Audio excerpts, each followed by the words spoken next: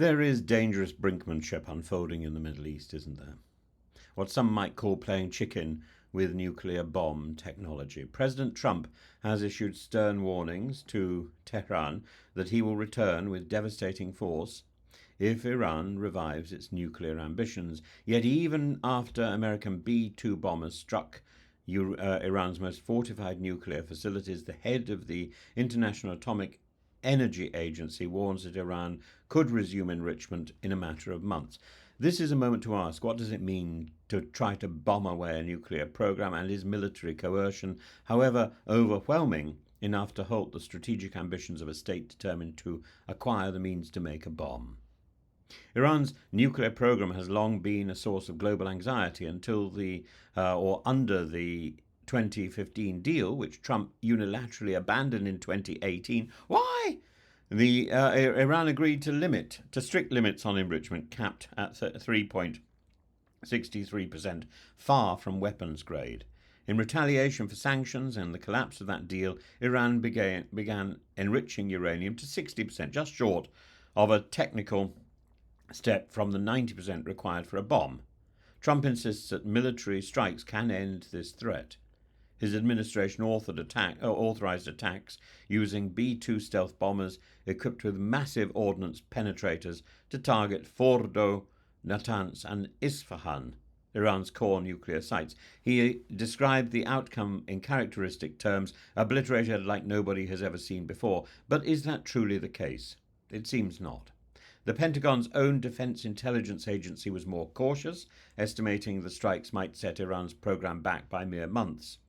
And the IAEA's Rafael Grossi suggests Iran may resume enrichment within months, implying that despite severe damage, Iran has preserved enough capacity and stockpiles. There is nuance here. While Iran's metal conversion facility, essential for transforming enriched uranium gas into bomb-ready material, was destroyed, questions remain about Iran's secretive stockpiles of gas centrifuges and the possibility that enriched uranium was removed before the strikes.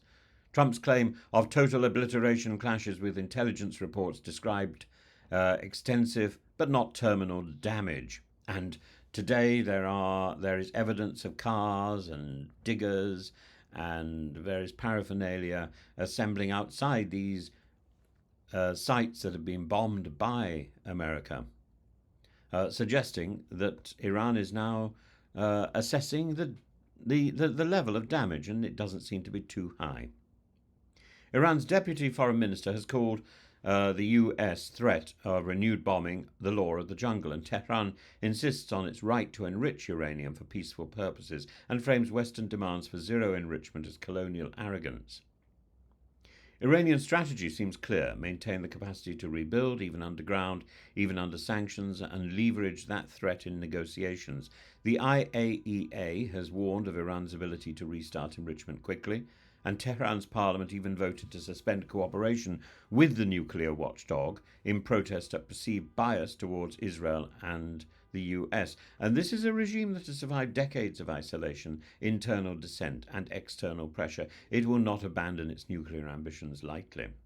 And here lies the central dilemma. Trump and many in Israel's leadership believe only overwhelming force can prevent Iran from becoming a nuclear weapons state. Israel has its own plans. Operation Rising Lion is not over. Defense Minister Israel Katz has made it clear that Israel will continue attacking nuclear sites and assassinating scientists as needed. But will these strikes produce lasting security, or will they provoke Iran into redoubling its nuclear efforts, perhaps more covertly, and deepen the spiral of violence?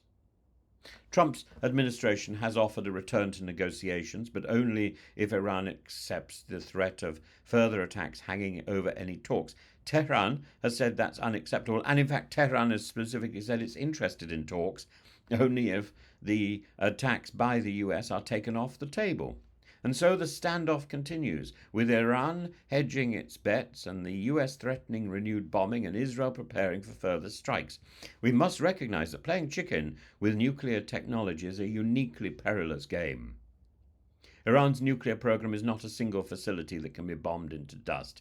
It is a national project born of security fears, technological ambition, and political defiance. Military strikes can delay progress, they can destroy key infrastructure, but they cannot erase knowledge or determination. Ultimately, any lasting solution will have to be negotiated, not imposed by bombs alone. Otherwise, we risk repeating this cycle of attack, retaliation, and nuclear acceleration for years and years to come.